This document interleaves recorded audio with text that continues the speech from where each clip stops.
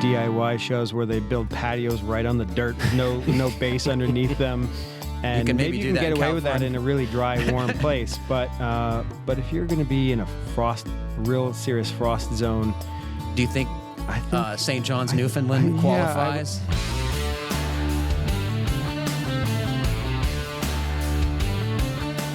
Welcome to the Fine Homebuilding Podcast, our weekly discussion of building, remodeling, and design topics aimed at anybody who cares deeply about the craft and science of working on houses.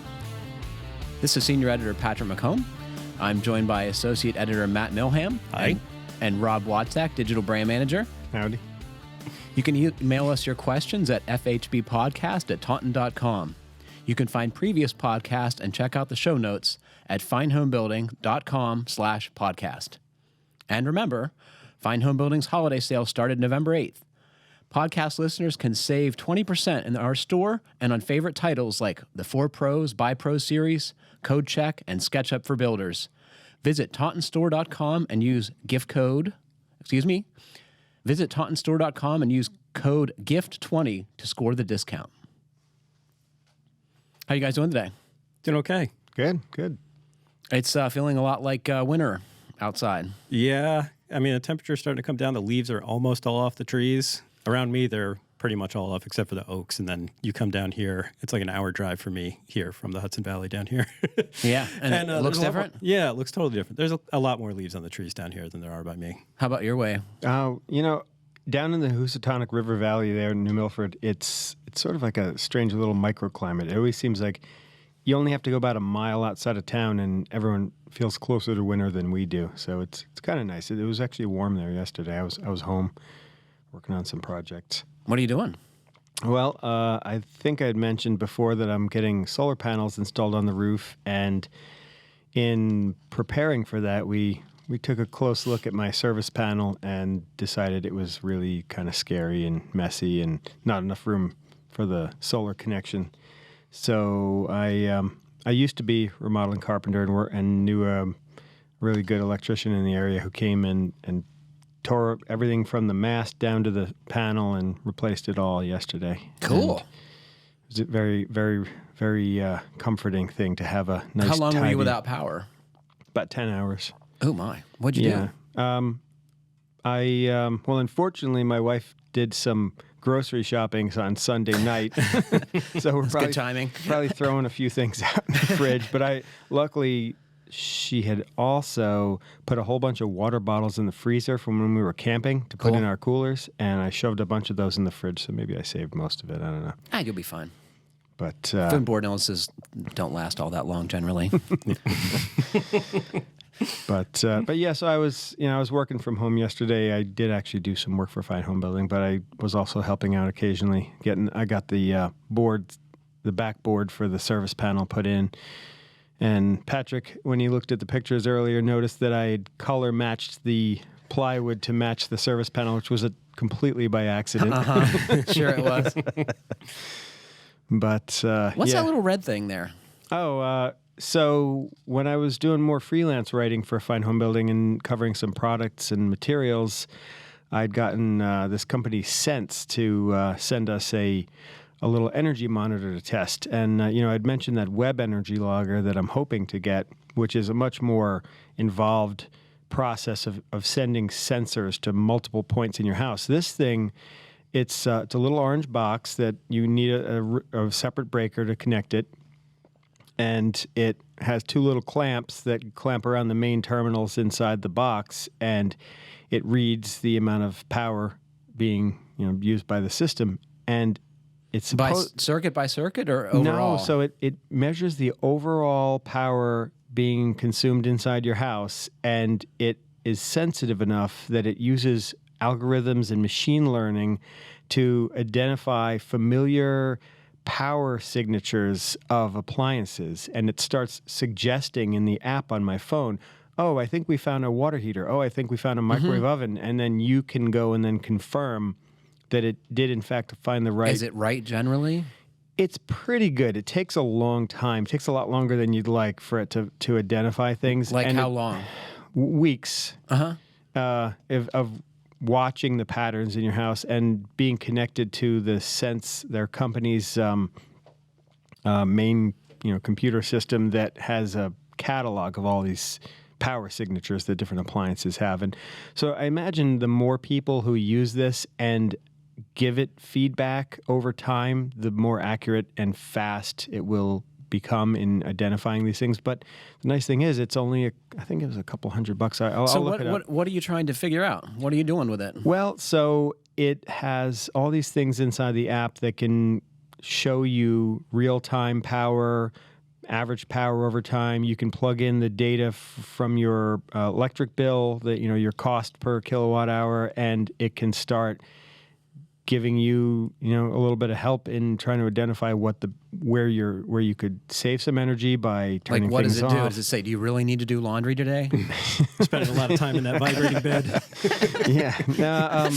Well, honestly, it's been offline for a couple of months, so I'm a little bit rusty on the terminology and the messaging in it. But hopefully, I'm going to get it back up and running this week, and I'll give you a better idea of what it does. So, what does that tell you? More than your utility bill tells you? Well, it's identifying each appliance, and if you watch the graph in real time, it'll say plus 154 watts when a particular device comes on, and it'll show you the total amount of watts that you're using. And it's fascinating because you can see the patterns. I have the Mitsubishi mini splits. Fascinating. Yeah.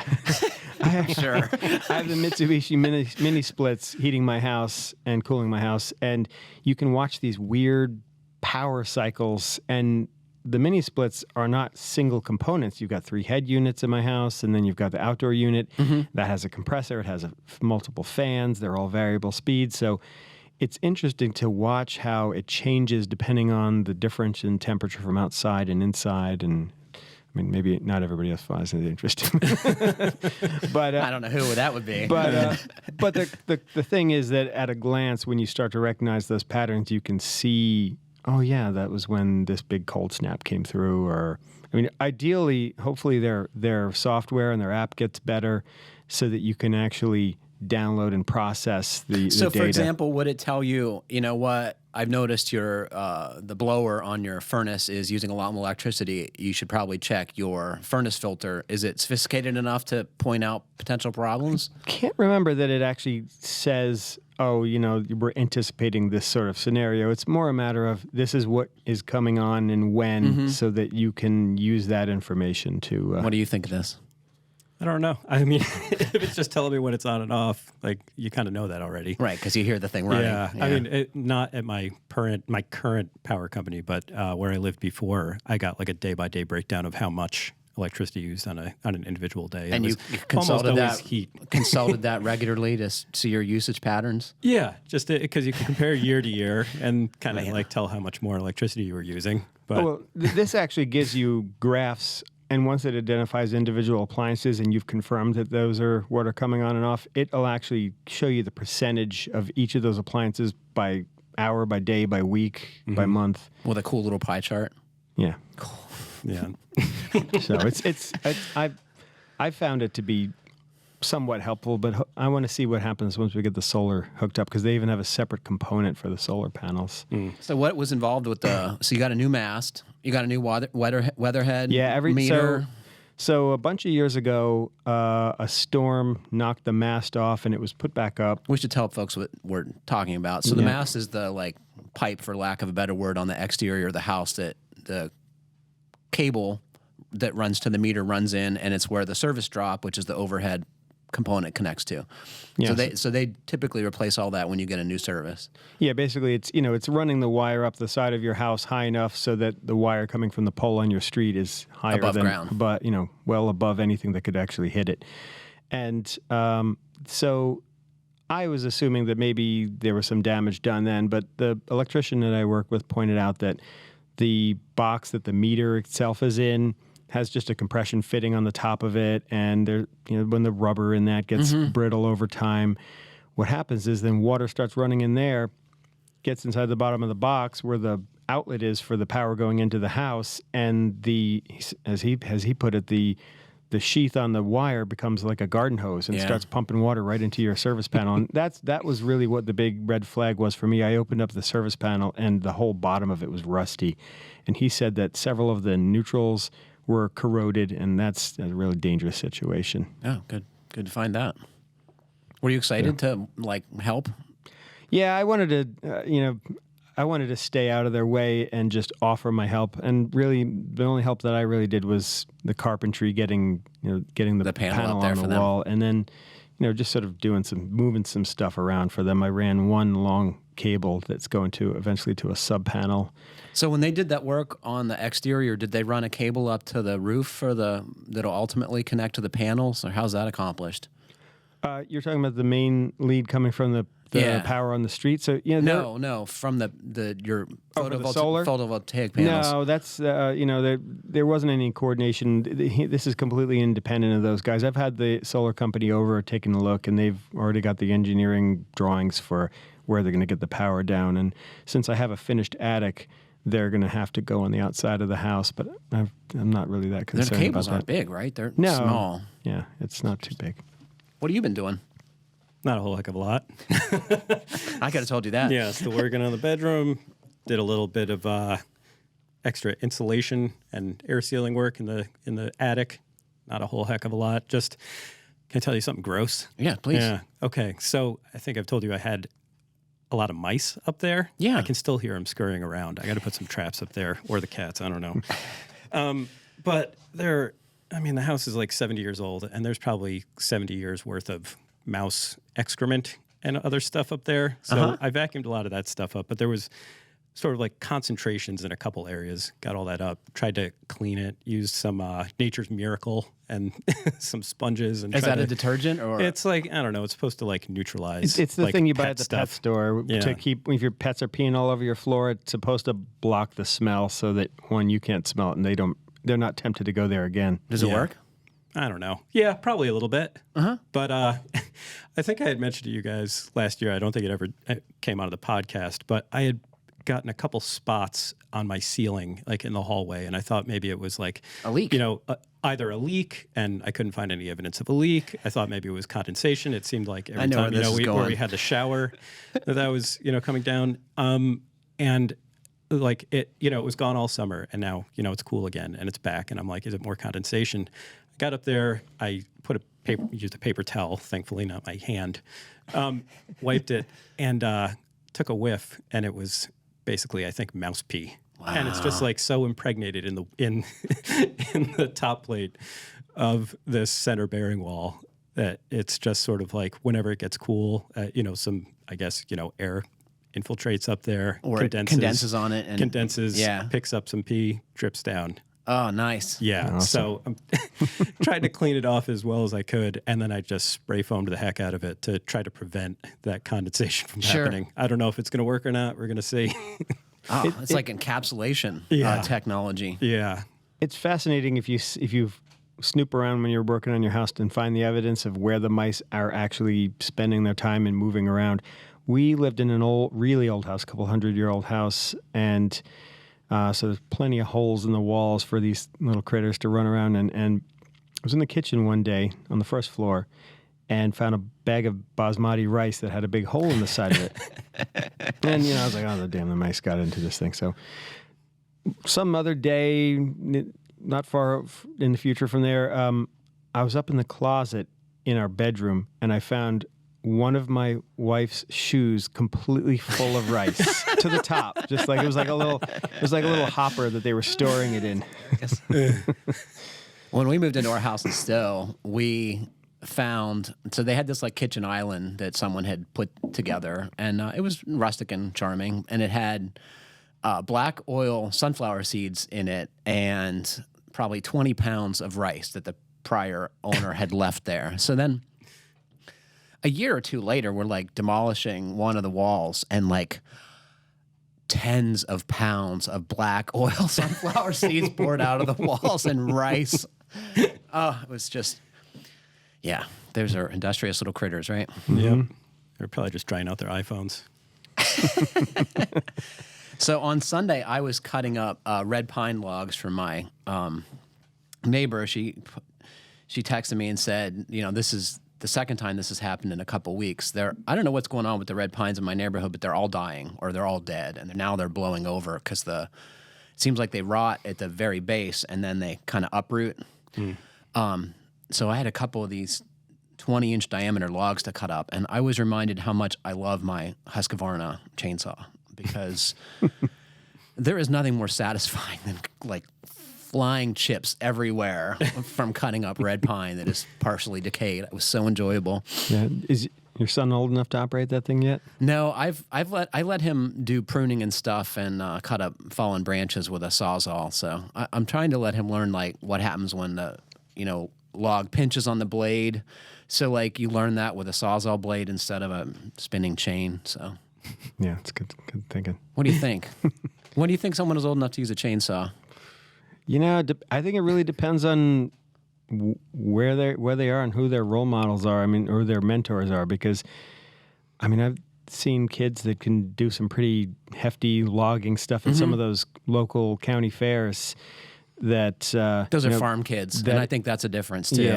Yeah. I mean, I've seen 12-year-olds work logging tools way better than most of my neighbors could, and so it's my wife Carol grew up in rural Vermont, and part of their annual curriculum was like tractor safety, like how not to get your clothes caught in a PTO or how not to roll a tractor over on yourself. And just like it's very different, right? Depending on where you live. Yeah. Sure.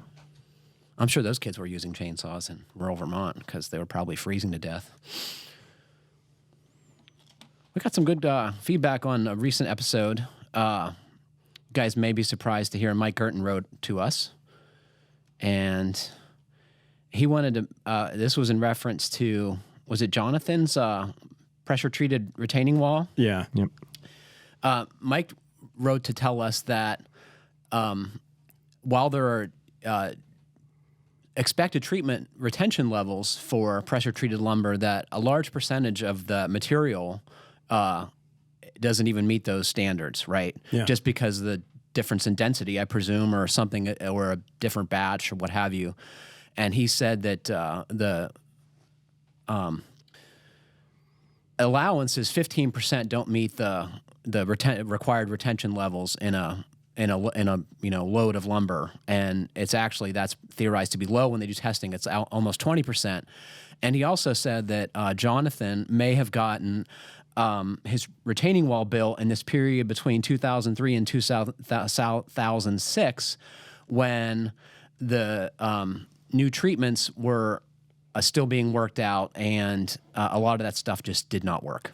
So he might have gotten a bad batch. I don't know if he owned the house then. I doubt it, but that's interesting news, right? Yeah. And I took a peek at that email from Mike Gerton too, and he was talking about how,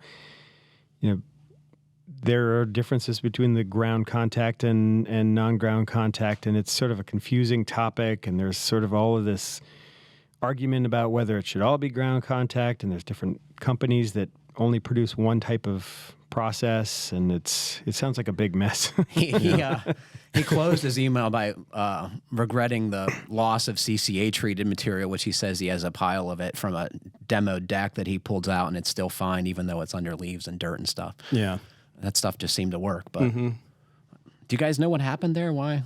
I don't know. Killed people? There was some scared of the the arsenic. Leaching into the soils, right? That Sure. was what they figured would be the problem. Yeah. And then we heard from another listener who lives in eastern Alaska, southeast Alaska. I'm writing regard to your discussion on deep and leaky concrete walls and slabs. I live in southeast Alaska, which is one of the wettest climates in the United States. A number of times I've used a product called Zybax, which you can paint onto either exterior or interior concrete or on slabs, and it will seal up the pores inside the concrete so that moisture cannot enter. This product has been in use for 40 years and is primarily used for dams and bridges, but works wonders on residential foundations and slabs. The Zybax crystals actually grow inside of the concrete.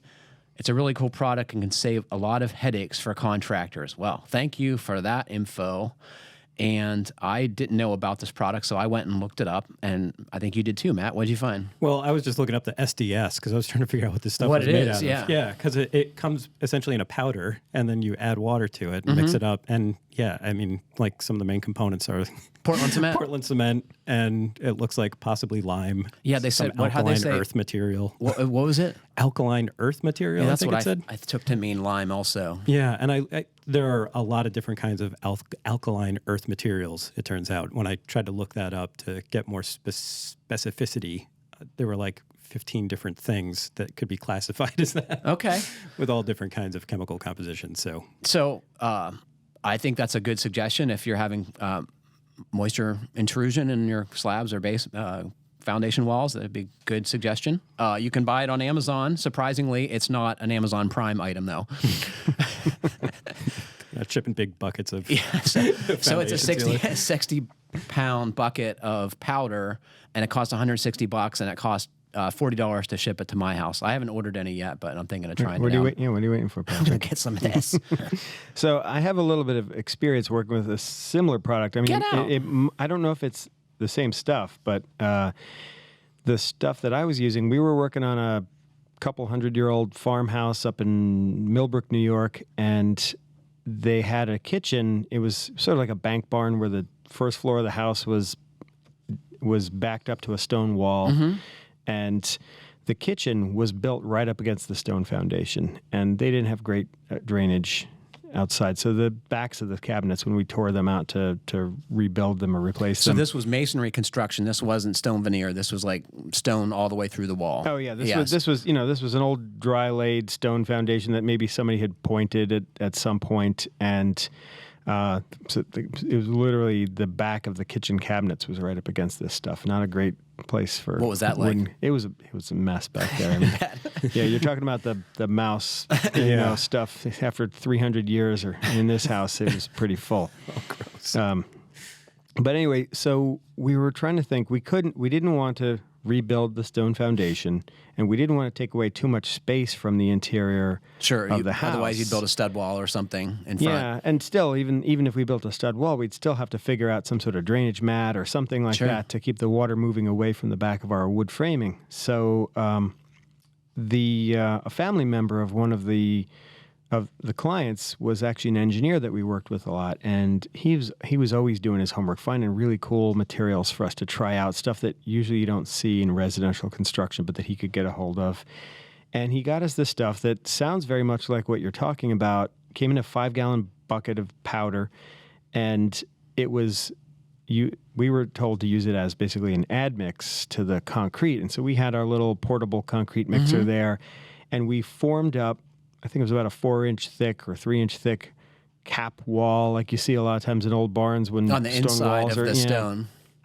And we... How do you hold that form there when you only have it one-sided? It was interesting, yeah. That's a hard thing to do. You dig some trenches. Well, we had gutted this place from floor to ceiling, and underneath the framing there was a dirt floor, and we were, we were digging trenches and putting planks against the trenches and bracing it against the wall. That's a hard thing to do. Yeah, it was challenging. But the good thing was that we were able to open up the wall on the outside upstairs and pour directly down. So that would have been, if we couldn't do that, it would have been impossible. But so we were supposed to add something like a coffee can full of this stuff to each batch in our small couple bag mixer that we had.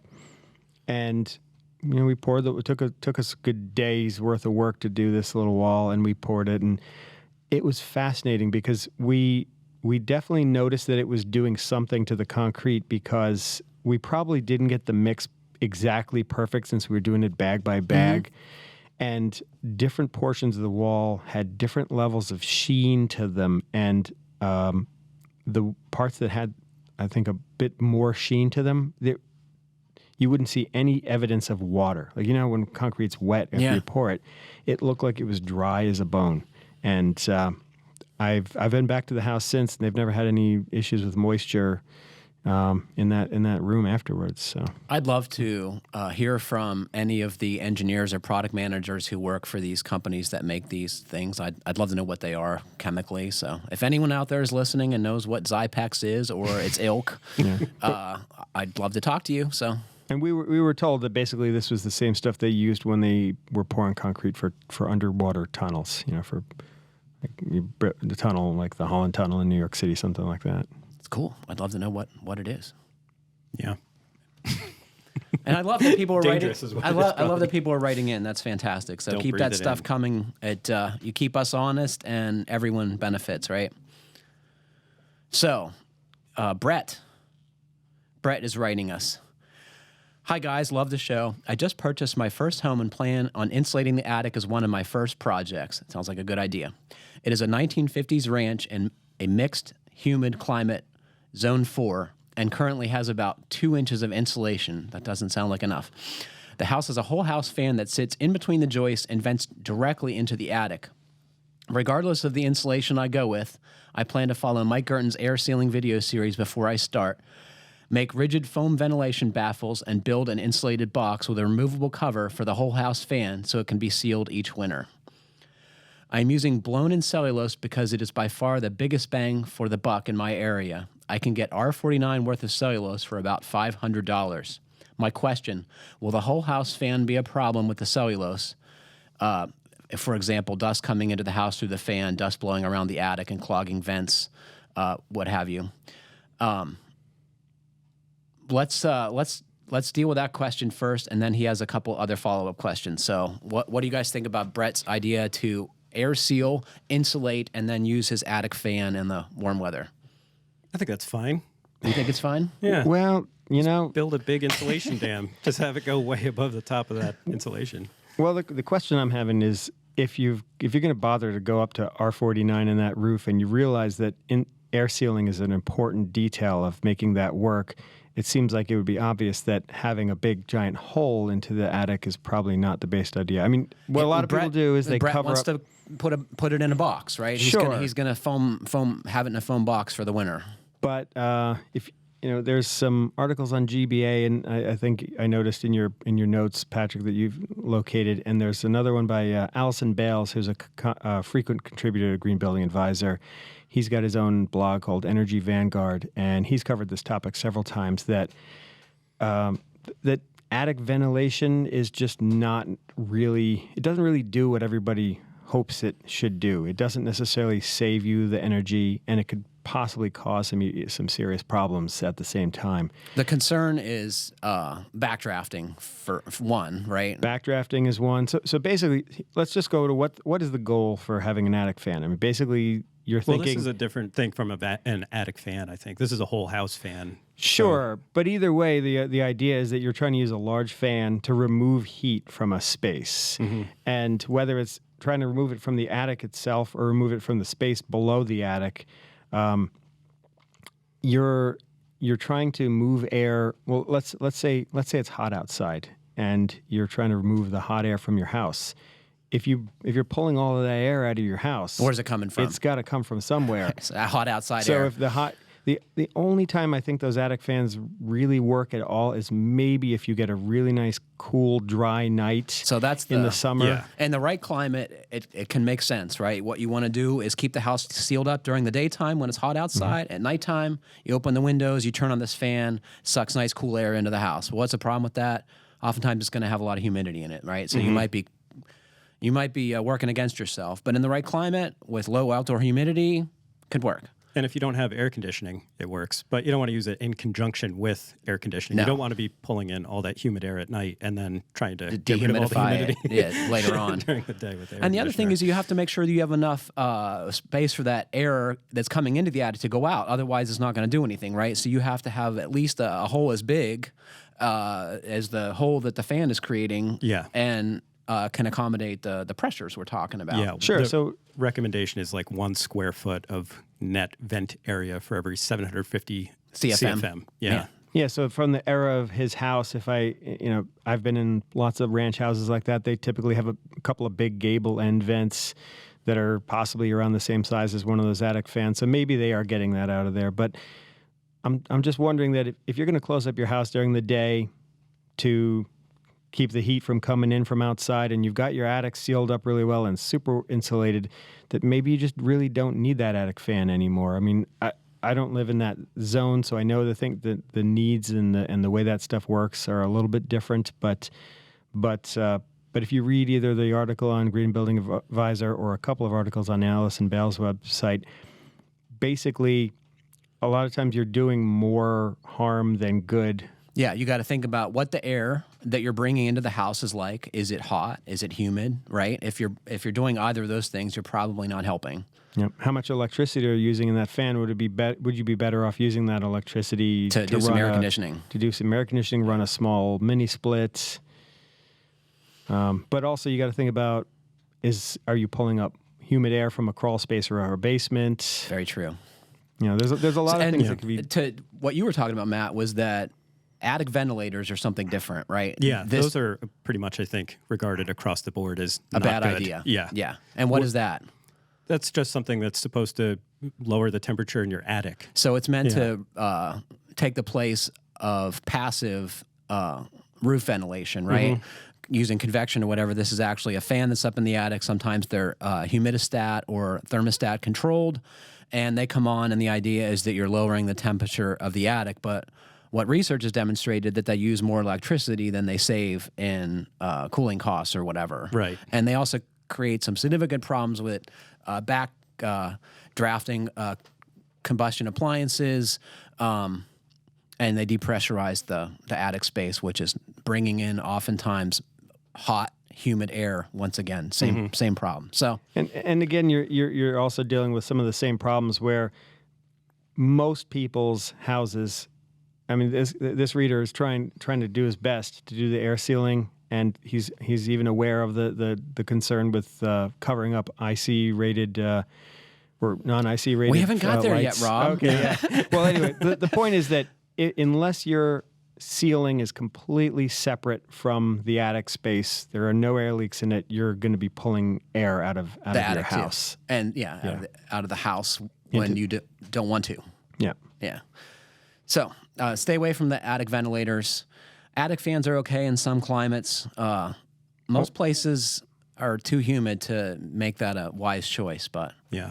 But if you decide to go with a whole house fan, or you already have it, so yeah. I don't know. There are better models out there. I think Tamarack Technologies. Yeah, Martin Holliday's written about that, and they make some nice ones. Where they basically have these little doors that come down, and they have some of them have like up to R50 insulation on them. Yeah, so they have electrically powered doors that open when the fan is turned on and then close, and that solves the air leakage problem that our Brett alluded to. It kind of looks like the hatch on the top of the space shuttle. Yes, there. It's like it is this like kind of metallic foil on them. Looks amazing. Yeah, but I'm a sucker for that kind of stuff. Yeah, but even if you go with that, you still need to have an insulation dam around that so that the cellulose isn't falling into the thing. Yeah. Right. So to answer his initial question is, or should he be concerned about cellulose falling into the house? If you build your attic insulation dam up higher than the level of the cellulose, that probably won't be a problem. And you're going to need holes big enough for that air movement to be let out of the attic. I think if there was not enough outlets, the potential for the cellulose getting stirred up would be much greater, right? Yep. You're going to have like a little cyclone dust up there. Yeah, possibly. Yeah, like the inside of one of those little vacuum cleaners. Sure. Oh, dude. Mm-hmm. And then secondarily, do you want to mention what else Brett wanted to know since you alluded to it earlier? Oh, so he was asking about whether, if you watch Mike Gerton's video on air sealing an attic, he covers every possible hole and apparatus you're going to have to deal with in that ceiling plane, and one of the biggest concerns is with lighting. And so when you go and buy those can lights that everyone seems to have these days in their ceilings, they have IC rated and non-IC rated. What's that mean? So insulation contact. So regardless of what his plans are for air sealing, if he wants to fill that place up with cellulose, if it's not an IC rated light fixture, it shouldn't be buried in the cellulose. And I don't know what I haven't looked it up recently, but what the rules are on the I know there for a while people were talking about building boxes around them out of rigid foam or plywood and air sealing that. And I think in Mike's video he does cover that. This gives me an opportunity to bring up an article I worked on with Larry Armando. I'm very proud of air sealing can light safety, and this Fine Home Building article, we'll put it on the show page. Describes the safe way to build an enclosure for a can light, and the risk there are two risks. One is that wiring from a certain period, I believe it was through the late 60s, early 70s, is not rated to be as hot as it gets inside one of these enclosures. So in many cases, you have to cut the wiring back, put a junction box, run new cable to the box, so that higher temperature wire can be inside the box safely. And NMB is the type of wire that's okay. Yeah. The older wire is risky for fire. Up to 1984, I think, that old non-metallic Thank you for knowing cable. that. Yeah. You also have to think about the kind of bulbs you're using in there. If it's That's absolutely right. If it's a universal fixture and anyone can screw any of these different halogen or incandescent CFL bulbs, or incandescent bulbs in there, I mean, I think the LEDs are getting a lot cooler. When they first came out, they even had heat sinks on them and it would get kind of hot. I think the LEDs are fine. Larry did this testing. He built a hot box. He saw what the temperatures got to inside. It's fascinating for nerdy people like us. And it's something you don't think about is the risk when you put the enclosure around the fixture. If somebody puts the wrong bulb in, i.e. Incandescent or halogen, these things get super hot inside and can melt the wires. So yeah, I've seen that in some fixtures in my own house where they had halogen bulbs in there, and you go in there and the sheath on the wire connecting to the bulb socket was getting pretty crusty and dark. That's a real thing. So Brett's good to be concerned about that. Check out that article to get better guidance on how to do that. What else did he want to know? Oh, do you guys plan ahead for future remodels when blowing in insulation? I.e., if you wanted to add a new recessed light in the future, do you plan ahead somehow or just go full mole and tunnel through the insulation? What I would tell him to do is put up little landmark flags. Either staple them to the framing close by to where the cables are and the junction boxes so you can find those later. I would definitely take the time to do that before blowing insulation. Or if you know you want to put lights in, just put do them in that. now. Yeah, just put the boxes in now. Yeah, we've had those kind of questions a bunch of times, and I know when you're remodeling your own house, sometimes it's just really hard to be like, oh, I just got to do this next step now. But it pays off. I mean, I wanted to put a ceiling fan in my front stairwell, or at least a chandelier in my front stairwell. And this was after I finished my attic, and I'm not getting that wire out there. I think we might have missed part of his question there, though, because he was asking if it's okay to bury the old wiring. And we don't know what kind of wiring. Yeah, that really depends on what kind of wires. I mean, if you've got modern Romex style wire, the plastic sheathed wire, I would think that generally that's considered safe. I mean, you might want to get. You might, if you've got boxes that need to be accessed, mark those. Mark them where they are. Yeah, I actually did find that, because the boxes, is that something you can bury? And it's not in our code check book, but it's in an associated book. What was the name of it? Electrical Inspections of Existing Dwellings. So you're allowed to have cellulose. You're allowed to have cellulose. Yeah, you're allowed to bury it in just about anything that you can easily remove. So you can't bury it in spray foam. But you can't do that. But you can do, just about anything else. I'm just imagining what it'd be like to get to an electrical junction box that was buried in closed cell phone. You mentioned that. One of the next projects in my house is I have a small unfinished attic that's over my laundry room and my daughter's bedroom, which is one of the coldest rooms in the house. So I'm going to try to insulate over that. Probably very similar to what he's talking about. Try to get it up to at least a couple feet of cellulose in there.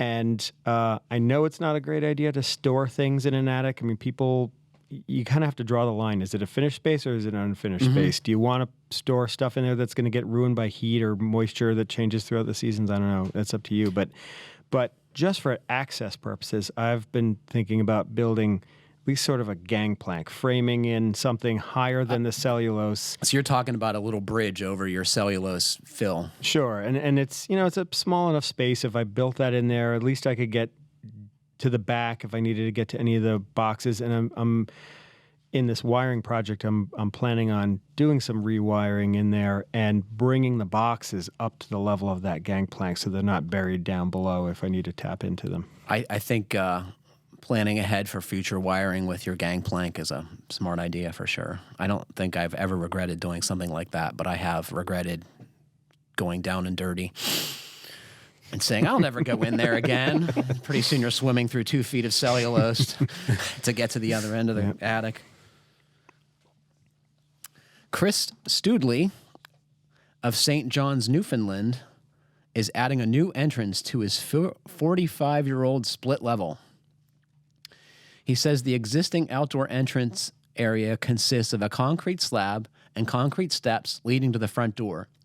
We intend to build over the slab and the steps to create a new interior conditioned space. The existing concrete slab is directly at grade with the asphalt driveway. My question is, what is the best way to tie the new walls into the concrete slab to ensure no water penetrates? I am considering 2 options. Use a waterproof concrete, I don't know what waterproof concrete is, and bonding agent to pour a small knee wall directly on the slab. I would drill for rebar, etc. Then place anchor bolts and frame the walls on that new concrete wall. We'll call it a stem wall, right? We'll cut the asphalt back about 12 inches around, build the wooden walls directly on the concrete using sill gasket and then waterproof membrane on the on the bottom portion of the wall and extend it below grade. I would then use concrete pavers in place of the cut concrete to finish things off. Well, I think there is a fundamental flaw with this idea. Being? There's no foundation to start building on. That's what I was wondering. Yeah, does he have footings under there? No. Or is it just and my guess is it's just piles? a concrete slab. You know, a lot of these things he's asking about point to the fact that he doesn't really want to skimp. He's buying triple pane windows. He's putting roof trusses in. I think it just doesn't know. It seems like, especially in Canada, I mean, if you're in California, you watch some of those DIY shows where they build patios right on the dirt with no base underneath them. And maybe you can get away with that in a really dry, warm place. But if you're going to be in a real serious frost zone, do you think St. John's, Newfoundland qualifies? Yeah, I would think the first thing that you really be concerned about is getting your frost depth in. I mean, I guess if you really, I guess we don't really know what's underneath that patio, but it looks like just a typical so walkway. My assumption is that there are probably footings that go way down underneath these columns. I assume there have to be, yeah. As presently support this structure, right? Because you have roof load and building load above. And those might be footings, but in between, there's not. So he's either going to have to figure out a way to build off of these piers, right? Sure. Or put in a stem wall that's down to frost depth. Were these drawings, are these yes associated with this? Yeah. So, I mean, he's got drawings of footings in there. I don't know if that means he's planning on adding them or if they exist. I don't know. Chris, you didn't say anything about footing, so that's what's got us worried. So you got to do that. I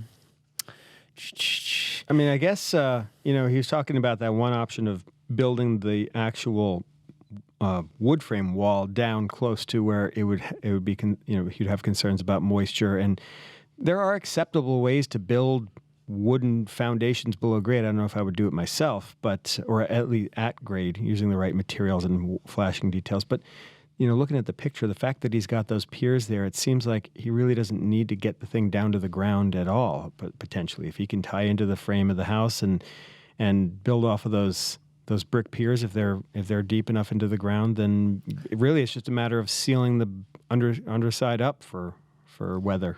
Yeah, because, there's going to be water coming up through that slab. Totally. I can guarantee there's not any kind of barrier underneath that. No, because you wouldn't do that outside. Yeah.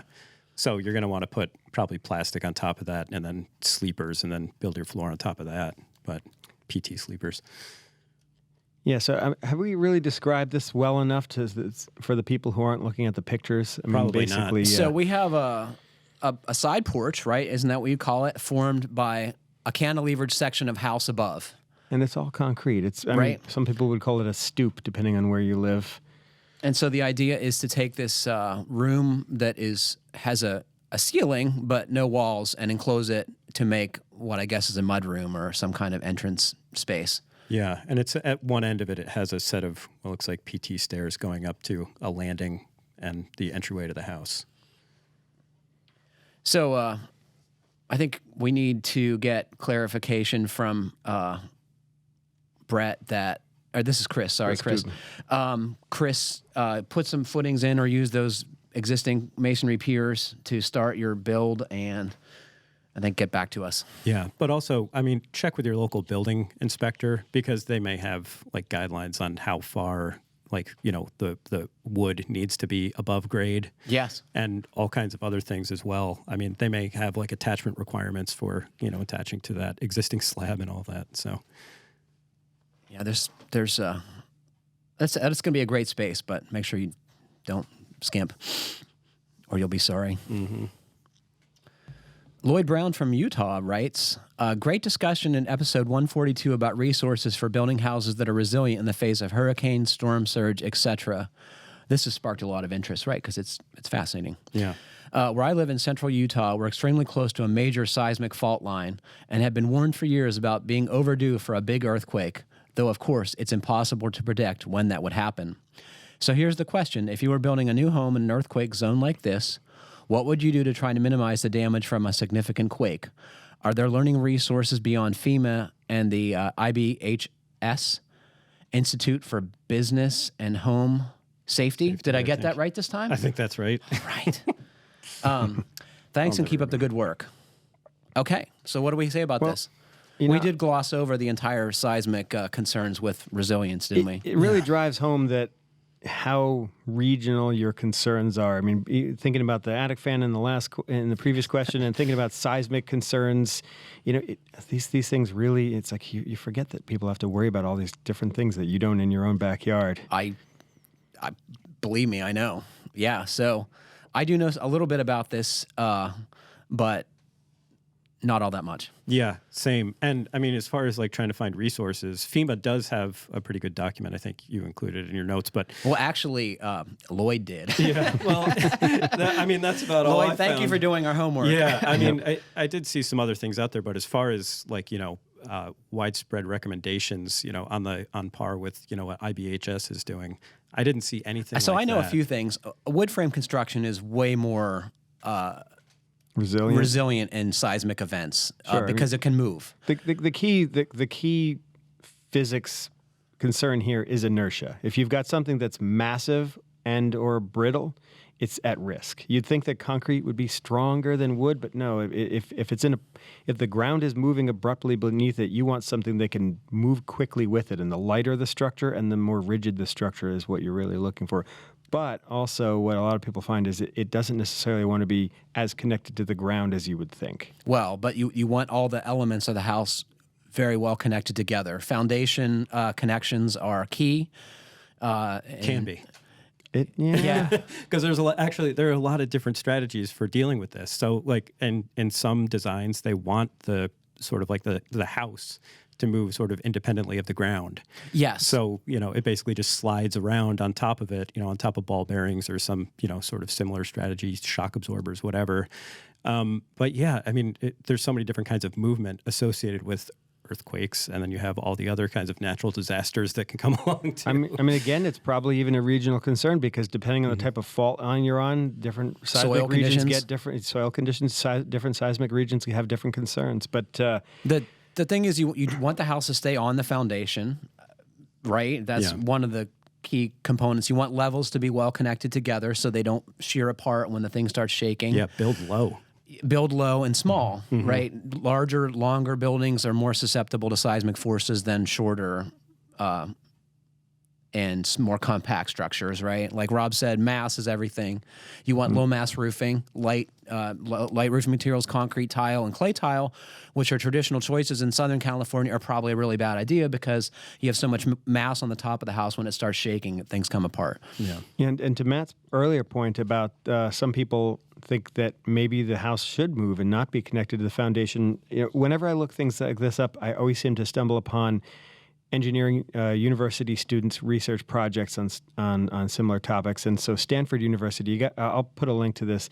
You got to watch this video of this house that they built to test this system that they were thinking would work really well. And so briefly, what is their system? So they built a system, and apparently in California, there are buildings, even big commercial and municipal buildings, that use similar devices. And what it is it's metal plates with plastic bushings between them, and it's probably something like high-density polyethylene, the same kind of stuff you see as bushings in a lot of woodworking tools.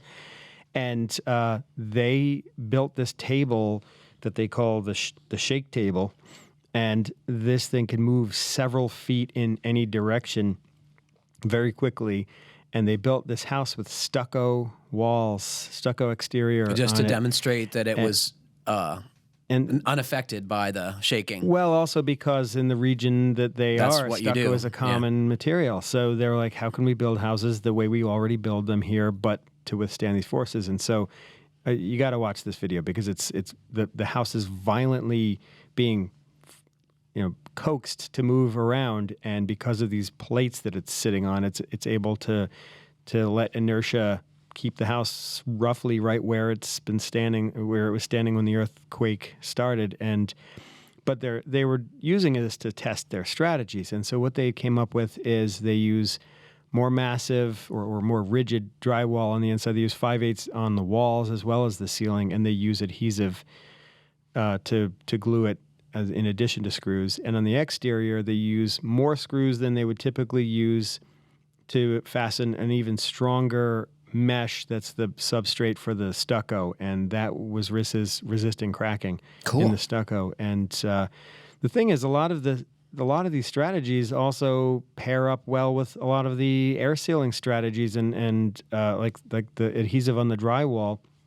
There's the idea of airtight drywall to get better cavity seals around fibrous or blown-in insulation. And so, you're sort of killing two birds with one stone there if you've got your drywall adhered to the wall completely. Totally. Making future remodels almost impossible. Yeah, same thing with spray foam, all those things. Yeah. Well, you got to, what are the trade-offs? Yeah, Some other things you want to do in seismic areas, you want to make sure your water heater is secured to the framing because they fall over. Same with other appliances. I would be really worried about the high boy furniture loaded with dishes and stuff. I would make sure that thing was tied to the wall. And that's easy stuff that you can fix yourself, right? Yeah, it's funny. I've got a friend out in California who's lives in it. He's lived through a fair amount of earthquakes out there, and I'd given him a present one year, one of those double-end cross-cut saws that the loggers would have used, because he was a wood science major, and he had that thing screwed to the wall in his bedroom above his bed, and he woke up in the middle of an earthquake one day, and he was just... It didn't fall on him, but that was... Fasten things down. Yeah, it's fasten things down. The other big problem is, the code calls them silly stuff, but garage portals, which are garage doors, and the concern is that they often have these very narrow walls on the sides of them that support the rest of the structure above, and those are very susceptible to overturning because they're narrow. So oftentimes, in new builds, if you have an internal garage, you use a moment frame or these engineered panels that are meant to resist that overturning force. Yeah. That's important in high winds too. Sure. Yeah, a lot of the forces are the same. So you're addressing two things at once with a lot of these solutions. So I was in Charleston, South Carolina a few years ago, and I didn't realize at the time, I'm sure most people don't, but that is a very seismically active area. So that part of the country, the West Coast, the section of Utah and Nevada, upstate New York, all these places, I was looking on the code map, and like a lot of things, the code book has risk zones for seismic areas. So you can look up your own area and see how much you have to worry about this. And there are prescriptive methods for building in these areas, depending on how big the structure is and how tall it is and what it's clad with. And, you can build a pretty resistant structure based solely on what's in the code books now. Good to know. Yeah. Want to hit this last question? Let's just, so we have a Fine Homebuilding article. We'll put it on the show page. Protect your home with a basic seismic retrofit. So that talks about how to improve the seismic resistance of your single family home. It was a good story. I think Rob Yeagood worked on that. I remember him telling me how fun it was to take pictures in the crawl space of this little bungalow where they were working in California. It looked really dark. What's this question, Matt? What is it? You want me to read it? Go for it. My friend has a second home in Vermont. The house is a ranch with a low-sloped roof, not ideal for Vermont winters. Currently, there is at least 2 layers of asphalt shingles. Both are in bad shape. If you walk on the roof, it sounds like popcorn because the shingles are cracking. You can even grab a piece and crumble it in your fingers. It's worth noting that leaks only happen during ice dams in the winter. Only happen when it rains. Yeah. Little garbage references. Here's the dilemma. The house is being torn down and replaced in 10 years. So what to do in the meantime? Originally, my friend thought about cutting into the roof where the damming occurs to replace sheathing, add new roofing material, then tie back into the old roof. I don't think tying back is an option due to the crumble factor, so my friend asked, can we make a tar joint? I thought, beyond ugly, that will require maintenance. Is there a product we can roll out and cover the whole roof and get 10 years? So you were in the Army. Yeah. Right? So did the Army have something that could do this? Because I think that's your only solution. I don't know. Well, they had that, like those big things. It's almost like a big thing of saran wrap that they would use to wrap all kinds of stuff. They, you wrap like an Apache helicopter and throw it on a C-17 and fly it overseas. I don't know. I mean, that stuff. Can you pack the roof in Cosmoline? Yeah. I mean, like an old Jeep. I think really it just comes down to, especially a rural house in Vermont, what color tarp do you want to put on the roof? I think you got to put brown. Yeah. Invest in whatever, tarp stock. And then buy a lot of tarps. We're making light. This is a real thing. It's like, so you need a new roof, but you don't want to buy a roof, right? That happens, right? It's like, I presume this is going to be a retirement home or what have you, and now it's probably what you call in Vermont a hunting camp. Yeah. And it gets probably little use, so it's smelling a little moldy or whatever is not a big deal. So what would you guys do? I happen to know this guy who asked this question. Mm-hmm. And I told him that I would seriously consider just ripping all the shingles off and putting a roof on it, even if it's only for 10 years. If you just can't do that, I thought about roll roofing right over the existing shingles. Yeah, crumble shingles, yeah. Roll roofing on the best substrate is a very limited lifetime. Mm-hmm. And so maybe roll roofing is the cheap answer, though. Strip the roof and put the roll roofing on. Is that the cheapest, easiest solution? I don't know. I mean, or maybe you do standing seam metal roof and you can recycle it or reuse it. I don't know. Or even screw down metal roofing that could then go on the future structure, right? Yeah, as long as it has the same dimensions. Well, or maybe maybe you build maybe the new house will get a barn and the metal roofing goes on the barn, or you sell it to your neighbor. If nothing else, it's like great for putting over your wood pile. Yeah, but if you've got 2 layers of shingles on there already, don't go over it with another layer of anything other than maybe a tarp. A tarp. Yeah. I mean, even with the roll roofing, you're going to want to take those shingles off. You're going to have to pay those dump fees anyway when you tear that house down. You might as well just take the shingles off now, replace whatever sheathing is really punky. Say they did pull off the old shingles. What would you put on there? Would you put on new shingles or would you put down the roll roofing? I just put on some new shingles. I'm sure you can get some cheap 3-tabs. And the other thing to keep in mind here is that stuff changes. Like, when I built my house in Stowe, I thought I'd live there forever. So I did stuff that way, right? If I had to do it again, I would have cheaped out on some stuff. Mm-hmm. Like, that house could stay where it is for 20 years, and at least it has a good roof on it. You're not damaging the structure. It's just like stuff comes up, stuff changes. He might not have that house 10 years from now. I mean, it's good to be able to try to plan ahead like that, but it reminds me of a story. I don't know, did you share that with me, Patrick? Someone shared me this story. I saw a news article recently about people down south who were buying up old farmland. Planting southern planting yellow pine. Yeah. And between the housing market collapsing 10 years ago and just so many people banking on that as their retirement fund, it's not worth anything. They basically just built themselves out of a retirement fund by oversaturating the market with wood and not having enough demand. Yeah. And so it's good to be able to plan ahead, but like you said, I mean, if you make the thing last long now, it's going to be worth more later. And honestly, these guys are talking about doing it themselves. Shingles are not that expensive. You're talking $100 a square, right? That's a few $100. Yeah. Go with roll roofing. Maybe get it for $40 a square. The more I think about it, I'm still going back to the metal. I know people who have actually gone over old asphalt with metal. It is a thing. It's a low skill, high speed type of roofing to put on, especially if we're talking about a hunting camp that they're just trying to keep the rain out of for a couple more years. Just make sure that you put felt underlayment under the metal because the shingles will abrade the back of it and make it rust. So yeah, you're also going to need really long screws to get down to that. And deck. you got to make sure they hit the sheathing, right? That was another question I asked our questioner, listener. Is that if it has board sheathing and you try to nail over the existing shingles, you're going to miss inevitably, right? There's always big gaps between the boards. And if you don't pull those out, the nail will work its way out anyway. And when you pull the nail out, you're going to have a hole. So you got to, it's just like, it's going to be a hassle. Yeah. I think you got to take all that stuff off there. Yeah, totally agree. Sorry, Colin. Burn it down. It's going to 10 years anyway. Just burn it down. Write it off. Buy a yurt. Yep.